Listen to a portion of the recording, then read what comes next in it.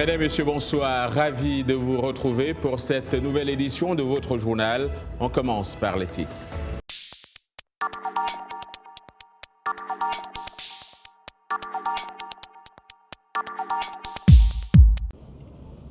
Le Kenya et l'Éthiopie ont enregistré respectivement 3 et 4 cas selon les autorités locales. Le Sénégal a enregistré 26 cas, la plupart dans la ville de Touba, où un Sénégalais récemment rentré d'Italie a assisté à une grande cérémonie religieuse. Des milliers d'étudiants quittaient l'université Cheikh Anta Diop à Dakar après que le gouvernement a ordonné la fermeture de toutes les écoles et universités en réponse à la pandémie de Covid-19. J'espérais mois d'avril, mai commencer l'année universitaire. Mais comme maintenant avec cette situation-là, je pense que peut-être la situation est un peu incertaine, quoi. Le Libéria a annoncé lundi son premier cas de contamination par le nouveau coronavirus. J'ai le regret de vous informer que le Libéria a enregistré un cas confirmé de virus Covid-19. La personne infectée est Nathanaël Blama, directeur exécutif de l'Agence pour la protection de l'environnement, arrivé au Libéria sur Bruxelles Airlines vendredi soir. Le président George Weah a déclaré également que tous les voyages en provenance de pays comptant plus de 200 cas de coronavirus seraient interdits. D'autres pays comme le Kenya ont pris des mesures similaires. Les écoles et les tribunaux du Kenya ont été fermés lundi. Le Ghana a aussi clos toutes ses écoles et universités et suspendu tout rassemblement pour tenter de limiter la propagation du coronavirus dans ce pays d'Afrique de l'Ouest qui compte au moins 6 cas et a pris des mesures strictes de fermeture de ses frontières.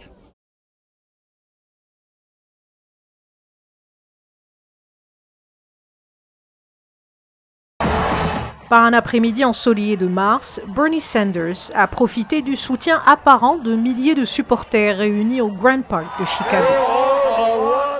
Merci Chicago, je ne vois même pas où cette foule se termine, vous êtes si nombreux. À cause du Covid-19, il s'agit là peut-être du dernier rassemblement public de Sanders.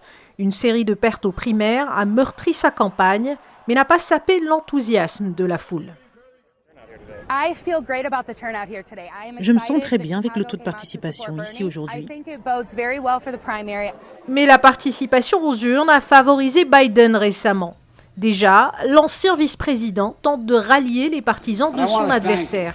Et je tiens à remercier Bernie Sanders et ses partisans pour leur énergie inlassable et leur passion. Nous partageons un objectif commun et ensemble, nous vaincrons Donald Trump.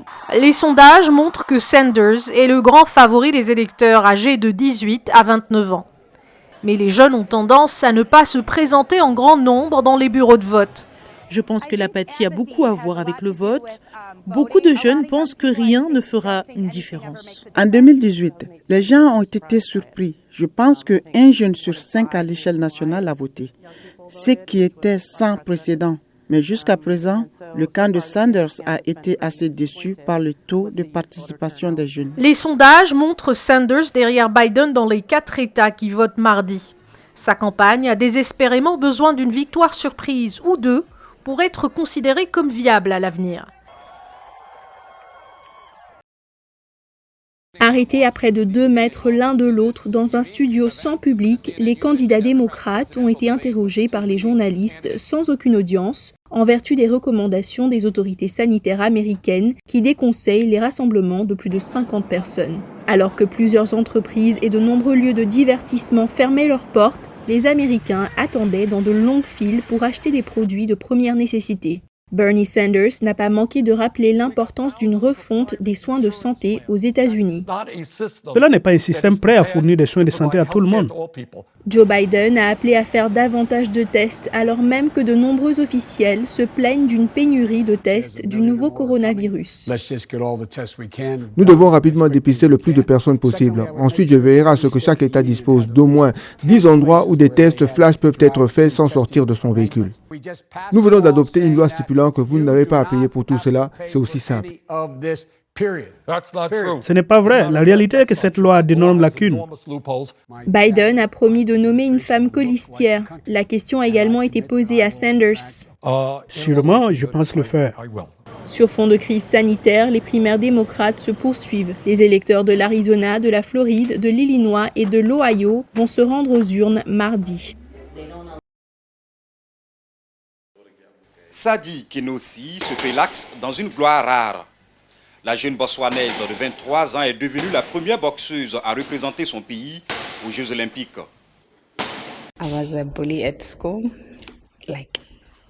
J'étais une bagarreuse à l'école. Une semaine ne passait pas sans que je ne sois impliquée dans un combat.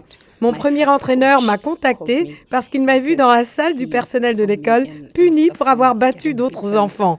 Donc, il m'a recrutée pour boxer, mais au début, je n'étais pas d'accord.